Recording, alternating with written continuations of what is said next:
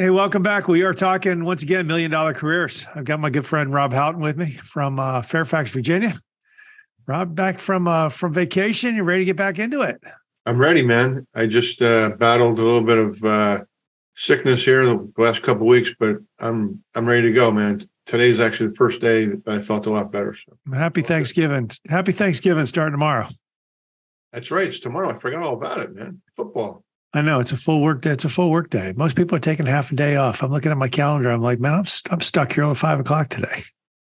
I'm stuck till 5, and then I'm looking at my calendar, man. I'm booked up until 1 o'clock tomorrow afternoon. Yeah, I'm probably going to be. I'll probably be doing some stuff with the computer tomorrow too. So we'll see. I don't know. You can sleep when you're dead. Absolutely, man. I tell you what, I love work, man. I love work, man. Yeah. I love work, man. Yeah, it's just work, man. It has its moments. I mean, yeah, look, you love accomplishing things. Yeah. Especially on holidays. You know, this holiday weekend is second only to Christmas weekend because I can come into my office and just work, undisturbed, working, knowing that my competition is goofing off with their family. Just sleeping. They're asleep, they're celebrating, they're eating food, watching football. I'm in my office just working, man, and getting ahead. So this gives me 4 days, Thursday, Friday, Saturday, Sunday, to just work undisturbed in my office. I got kid stuff. I got the kids are home from school. Yeah, the dogs got to take the dogs out and play with them. Yeah, we're going to do some stuff. We got some cool stuff happening. So there'll be a little bit of work, but there'll be a lot of play. It'll be a great weekend, and it's all good. But so, hey, look, let's take that theme a little further. Yeah, let's talk about. So let's talk about Elon Musk and Twitter and the message that he's sending out to his, I don't know, birdies. What are they? What are the employees at Twitter called? Birdies or I don't know, whatever. I've got but yeah, you talk about a polarizing conversation. And it could go two ways. Look, Elon came in. And he said, either you're in or out. Let me know. Yeah. And I don't know what the culture was at Twitter. I don't know how hard people were working. I've seen some stuff that made me think not real hard. They were more focused on the cappuccinos and the massage rooms than they were getting, making money. But then I look at it and I go, there's 6 things. There's 6 things that people want in their career. 6 things only. Challenge, or, we talked about this. Challenge or mission, location, advancement in their career, money, people, and security. That's right. And I'm thinking if I'm Elon Musk, I probably would have come in and had a little bit of a different message. And I want to get your opinion on this. And the message is, I just put $44 billion of my own money into buying this company. $44 billion. You think about that. It's my money. We have a challenge ahead of us to make Twitter profitable. And we have the ability to make it something great. The location, look, we're going to come back to the office a little bit. We'll work from home a little bit. It's the best we're going to do. If you're successful with me in this mission, I will advance your career to heights you never thought possible. I am the biggest creator of shareholder value ever seen in the history of man. If you are successful in this mission with me, and we could take that $44 billion and make it $50 billion, you all will be rich beyond your wildest dreams because I will share in the upside with you.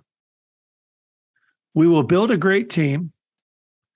And because you're on a good team that just succeeded in something great, and you made a lot of money doing it, you'll have more security in your life than you ever thought possible. Are you with me or are you out? And I wonder if he had that message, what would happen? What would the media be saying? What would people be saying about the Musk takeover of Twitter?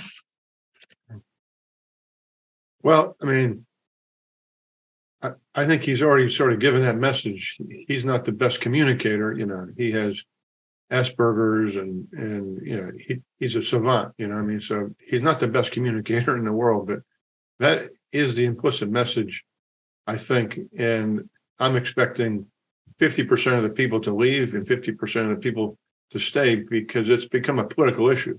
All the woke crowd and that's sort of and that 50% of the population is just going to leave the company on political grounds. The other 50% are probably going to stay, and they're probably motivated to create wealth. And that's why Elon Musk is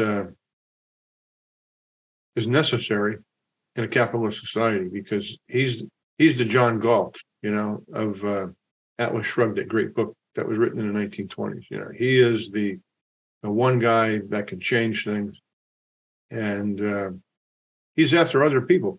He wants the 20%ers that do 80% of the work. He's not interested in the other 80%. Yep. And I think he's smart enough to know that as long as he has that 20% of the core, he's going to do just fine. What do you think about people who want I have my opinions, and everybody has their own life. Some want work-life balance. Some want, they just want to, ride the pony as far as they can and make as much money as they can and find as much success as they can. And then you got entrepreneurs like you and I, and you've got your money invested in. And I was thinking about, Bob Iger, taking over, Disney, and Chapek getting fired. And you think about Chapek's walking away with a $23 million, he's a bad hire. I don't actually know if he's a bad hire or not. And we'll talk about that in a second. But Iger, obviously, nobody at Disney thought he was the guy. And you think about a bad hire, Disney can afford a $23 million package for a CEO they just fired. But if you're a small business person and you make a bad hire and somebody comes in and they want mañana time, but they want the paycheck and the benefits to go with it. They want the paycheck and the benefits, but the most they're willing to give you is mañana time. That'll break a small business person. Of course. Yeah. Two people will bankrupt. Yeah, the worst mistake that a small businessman can make is a bad hiring mistake. Yeah. But getting back to Musk, he has the one thing that you and I have talked about that is the most important factor in companies hiring people, and the most important factor in people being attracted to another company, and that's purpose. I mean, Elon Musk has a purpose like no one else. He wants to, create a better world. He wants to change things. I mean, the guy wants to go to space. He wants to build tunnels on the moon.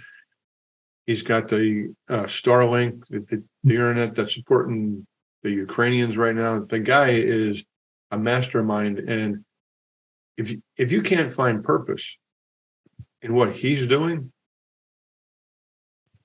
then you're asleep. You know what I mean? So I agree. He's got something that most people are looking for. I just think he just needs the right people, and he probably needs a whole hell of a lot less people too. He probably, if he's got 20,000 people, he probably needs 4,000 people, because that's 20%. Yep. Yeah, and you wonder. I think about, we keep going back to special missions in the military. What I love about them is their dialogue is very honest. We'll take 100 people into this class. 90 of you will not make it. And we're happy with the 10 that do. Yeah, right. And why is Navy, look, Hell Week and Navy SEAL training is a week of torture.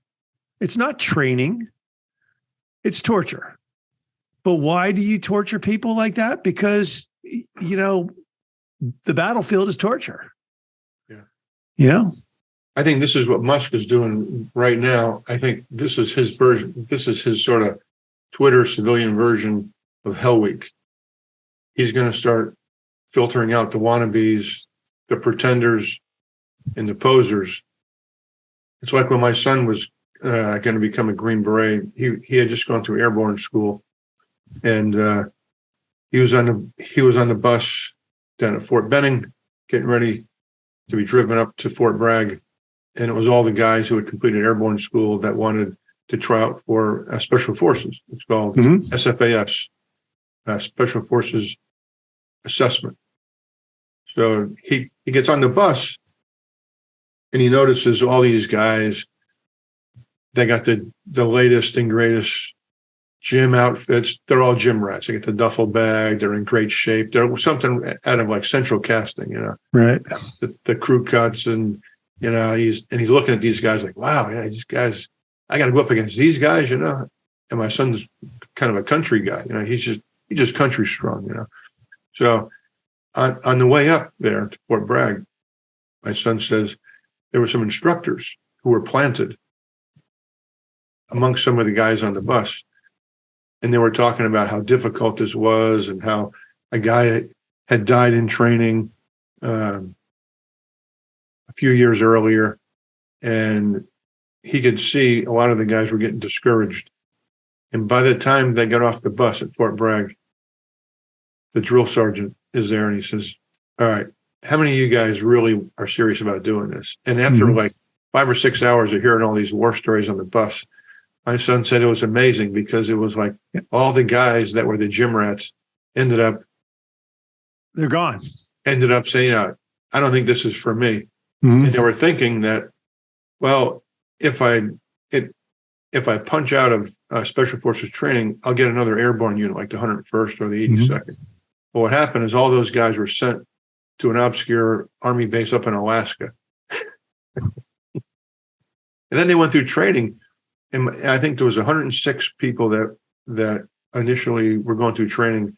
I think 7 made it, including my son. So 7 out of 108. And he said it was all the guys that were country strong. There were none of these gym rats. It was all just like gritty people from the country. And that's why I like, when I'm looking for somebody, when I'm looking for people, I'm looking for special qualities. People who have grounded out in their life. Look, at the end of the day, life is uncomfortable. And I think the truest statement in the world is, you need to find comfort in being uncomfortable. Because when you're uncomfortable, you're constantly looking out for the unforeseen. You're saving a couple extra bucks because your car may break down. You're kicking and scratching a little bit harder than the next person because layoffs may be imminent and you want to make sure it's not you. You think about in the world today, or let's just talk about the country today. You look at high school football. How many high school football players do you think there are? 1 million? Think 1 million kids out there play high school football? Probably, yeah. And of that 1 million people, how many make it to D1 college rosters? 120 teams times 100 people. So 12,000, call it 12,000 people. Yeah. And of those 12,000 people, how many make it to the NFL? 250 get drafted. Of that 250 that get drafted, maybe 80 are in the NFL 3 years after they get drafted. Yeah. It's this monumental pyramid. And I think that, it's the people who are kicking and cutting and scratching and going, I will. Success, I think success has this is the one thing I think about Elon Musk is nobody's looking at the alternative to Twitter and saying, hey, if I grind this out for 2 years or a year, what is my opportunity? What if I just enjoy the suck for 2 years? Yeah. What would happen? Yeah. To get to something good, you have to go through something bad. It's getting back to special mission units, special operations training. They always tell you got to embrace the uncomfortable. Yep. There's a little bit of stoicism in there too. So, there's a lady I placed once. I loved her story. And she grew up poor, like really poor. I mean, her parents were very proud and they wouldn't take money. They were eligible for food stamps and things of the sort, but they wouldn't take it. They were really proud, hardworking people. And she earned a scholarship. And she earned a college scholarship and she became a military pilot. And now she leads, she's a good leader. She understands, look, I'm not going back there. We've been uncomfortable, but we're kicking and grinding and moving up. But so that's kind of what but I was just thinking about, like, hey, Elon's message, if it had come out a little bit different, what would have happened at Twitter? If you're with me, I will make you rich. It's going to suck for 2 years. We got a big mission ahead of us, but if you're with me, you will find a lot of success. Don't you think these people know that? I mean, they're smart enough to understand that if they stay with Elon, the payoff could be huge. Do you think? I mean, I keep going back to this whole political thing. I think a lot of these people just left because it's sort of a crowd mentality. You're working in a group of 25 other woke people. Mm-hmm. Everybody kind of heads for the door, and you're like, I guess I'm going to head for the door, or else I'm not going to be cool anymore. Do companies communicate? It's with them. The with them. What's in it for me? Yeah. Do companies communicate well enough? What's in it for you as an employee? If you're just a factory, you're a person on the factory. You're General Motors. You're making $25, $30 an hour on the factory floor. Does GM communicate well enough what's in it for you? Or should they? Yeah, we talk about this all the time in terms of a purpose is important. But a company could have a great purpose. But if it's not communicated on a consistent basis, top to bottom in the organization, there is no purpose. You know what I'm saying? So I think a good example, I have a client called Brown & Brown Insurance. Okay, Brown & Brown Insurance is a publicly traded insurance brokerage firm. They're the fourth largest in the world. They have an unbelievable message, mission, and purpose. And one of the things they do, Mr. Brown is still alive, okay? He's the guy that started this thing like 50 years ago. His thing is, he visits a lot of the offices. If he gets in an elevator with an employee, he'll ask that employee, what's the mission of Brown & Brown? And everyone in that company knows what that mission is. It's like 3 sentences. And it's pretty amazing because everybody that works there knows what the Brown & Brown mission and purpose is. And, they're a client because I used to try and recruit people from there, and it was very difficult because once people go into a company like that, they tend to stay for a long time because they buy into the culture, mm-hmm. purpose. And I think with Musk, he's my favorite guy. I love Elon Musk. But the issue with him is he has a difficult time really communicating his purpose. He tends to be a little bit abrasive. He's sort of a wild guy. He's got Asperger's, mm-hmm. which is a subset of autism. And there's nothing wrong with that. But I think, because of that, he's more or less a savant. He's not a great communicator. You know what I mean? He's not a touchy-feely guy. Right. And if he could ever, acquire the skill of interpersonal communications and really talking to people at a layman's level, man, that mm-hmm. guy will be unbelievable. But he's just not capable because of the way his brain's built. So it's not really his fault, but it is what it is. He has. The problem with him is he can't communicate, mm-hmm. effectively. So. Yeah, no, I mean, I look at other tough cultures. Amazon has got a tough culture. Yeah. Company I worked in, they didn't communicate it well enough. What was in it? It was private equity. Private equity bought Gulfstream Aircraft back in the 90s. It was a turnaround situation. And nobody really communicated to the employees what the mission was moving forward, that it was a turnaround and what was in it for them other than the ability to keep their job. And I don't think that's enough. I think that people, you know what time of year it is, right? This is the holiday season. What happens at the Christmas party, right? The Christmas party. The owner gets up, Right. the soapbox, and tells everybody how great they are, and how we're going to conquer the world in 2023. But at that point, who gives a shit, really? You know what I mean? Everybody's high on alcohol, and everybody's partying, and they kind of listen to that with one ear. That guy should be doing that. Yep. In January, and then he should be doing it again in March, and then in June, and then in August, and then it should be reiterated in performance reviews. Yeah, that's how you build a culture. There are companies that actually do that. I've got 2 clients who actually do that on a periodic and continuing, consistent basis. They're communicating the mission, the purpose of the company. It's very powerful. Yeah, and I love that. It is not an event.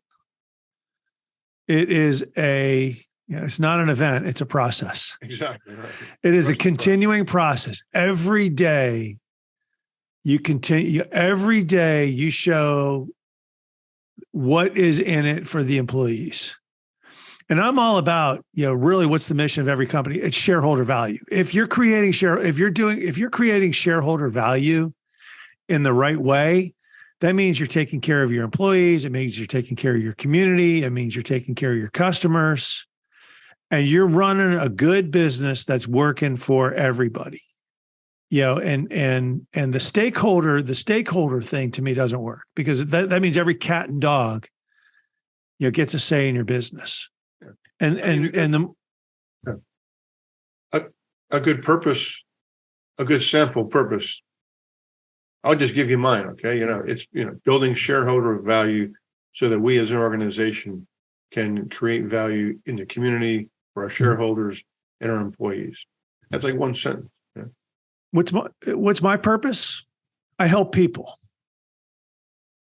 I help people. I'm just here to help people. Yeah. Now I'm here to make some money. Look, I'm a business. I'm not a charity.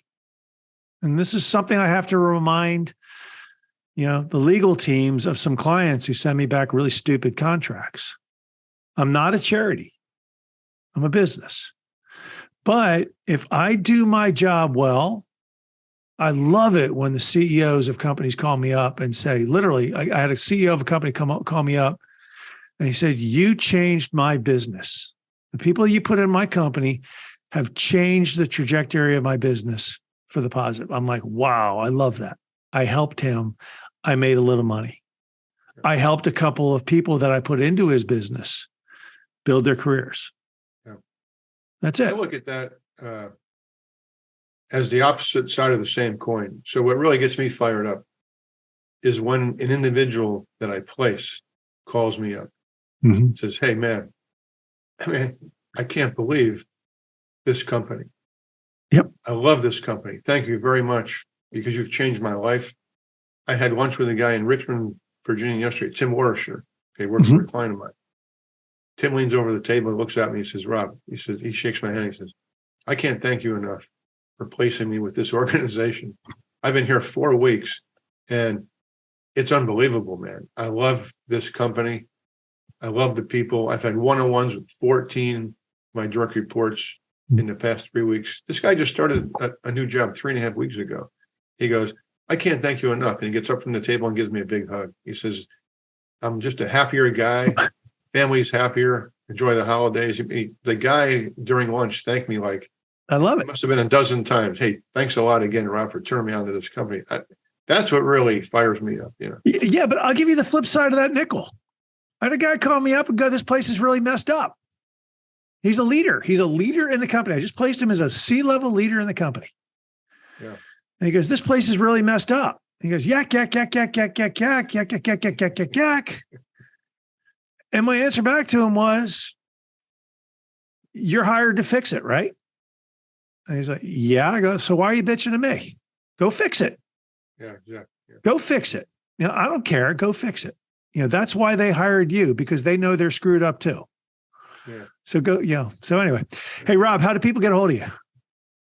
People can get a hold of me. I'm all over the internet, man. I just launched the first reality career coaching show in the history of YouTube, I believe. And, It's on my LinkedIn page. It's on my website. It launched yesterday morning. The Career Coaching Experience. Everybody should check that out. I do blogs, podcasts. You see my website or my email address, rob@mrfairfax.com. But yeah, I'm all over the internet, man. If you're in the insurance business, give me a call. And look at some of Rob's blogs. They're awesome. Whether you're in insurance business or elsewhere, he writes good stuff. He puts good stuff up there. It's really informative for everybody. So cool. Hey, thanks for coming on. All right, Craig. I'll talk to you, man. We'll talk soon. See you. I hope you enjoyed the latest edition of the Aerospace Executive Podcast. You can reach out to me directly, Craig at NorthstarESG.com, or check us out at www.northstaresg.com. You can subscribe to this podcast on iTunes, Stitcher, Podbean, or on YouTube.